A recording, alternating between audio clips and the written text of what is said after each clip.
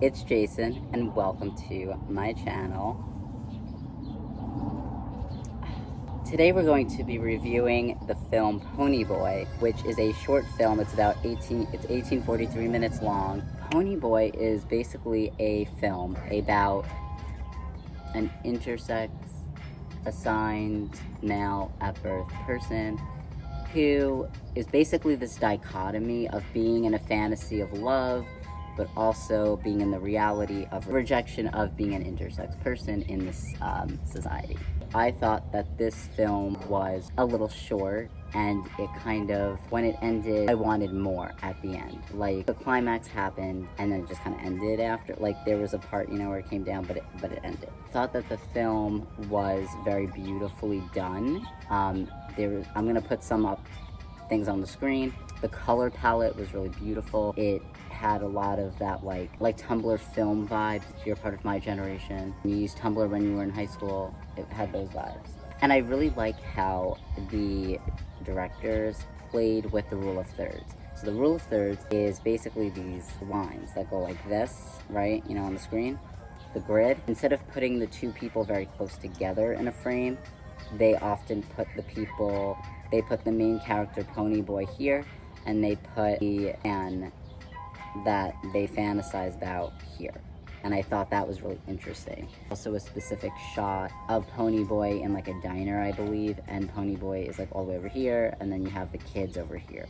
And it's kind of like Pony Boi longing for a childhood they never had, and just kind of being alone in this world.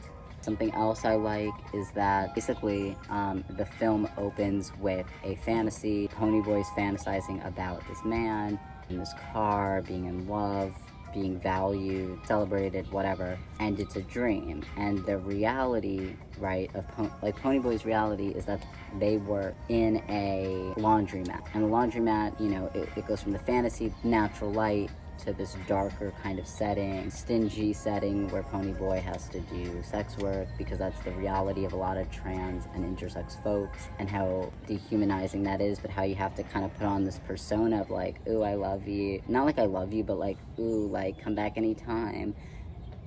That is the reality for those folks. And I think that was really well done.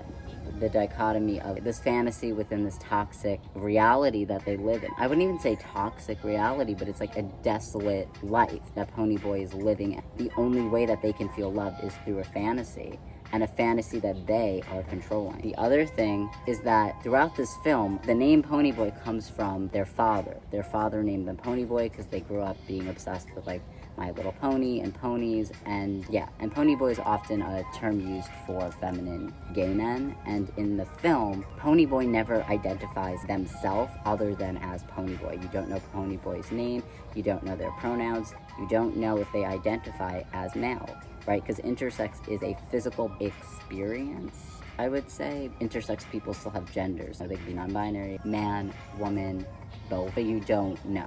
Pony Boi does engage with this guy named Vinny, who is a closeted gay man, but who is married to his friend. Pony Boi says, like, you are a closeted fag or something. So I'm going to assume that Pony Boi still identifies with his maleness to an extent, or with their maleness. And I think also the fact that Pony Boi, right, never can't even claim, like, their pronouns, their gender, whatever, shows that, like, one, that in society, like, people are kind of naming us, but also that being an intersex person specifically, there's a lot of trauma associated with that experience. So, for example, there's a series of shots that happen when Pony Boi's fantasizing about having sex with that man that comes up in the beginning of the film. When that happened, like, the guy was, right, they were fantasizing about this man being like, I want to pay you, which is this man acts as like a foil to the guy who comes up in the beginning who's like, I want to fuck you.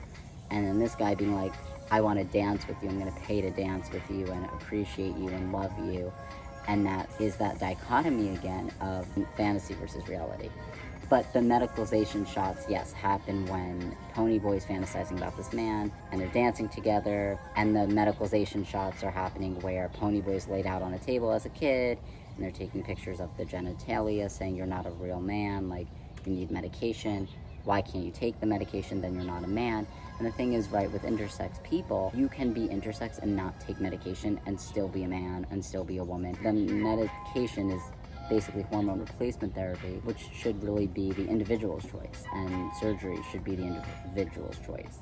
There were a lot of doctors back then who, I think it's getting outlawed. I don't know, like, the current, because I'm not intersex, so I don't know, but I did do readings of the medicalization of intersex bodies, of people, intersex people, and how doctors and families were deciding, like, because you are mostly genetically, like, a man, like, we need to fix that, you know? Like, sometimes intersex people have ambiguous genitalia, or they're just, you know, they could be like an AFAB person, assigned female birth, like me, and look like me just by being intersex. Like, they're not even, like, taking tea.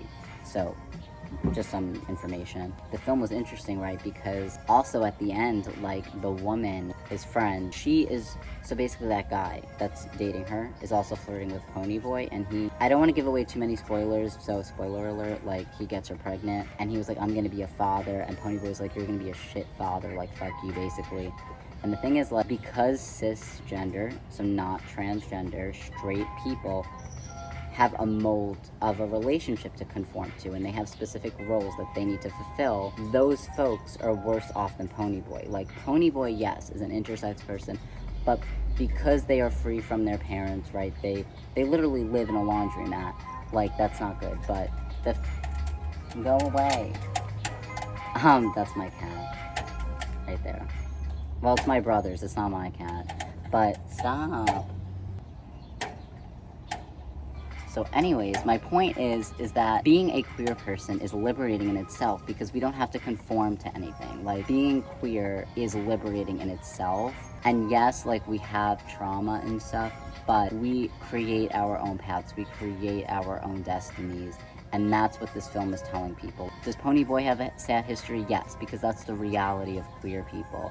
But what's amazing about this film is that at the end, Pony Boi has the keys to the car that they fantasize about. They get in the car and they drive, and they are in the driver's seat now. In the beginning of the film, they were in the passenger seat, now they're in the driver's seat. So the film realistically depicts queer people.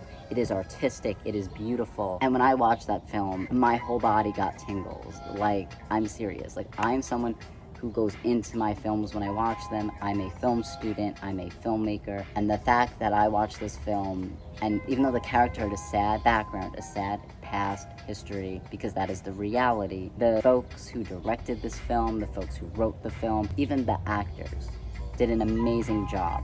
And that's the kind of queer films that we need in this world. If you haven't seen Pony Boi, go see it. I'm linking it below. The film is artistic, it is liberating, it is amazing. Just go watch it. If you liked my film review, like this video, let me know down below if there's another queer film you want me to review, or a film about anti-racism or whatever. I will watch it.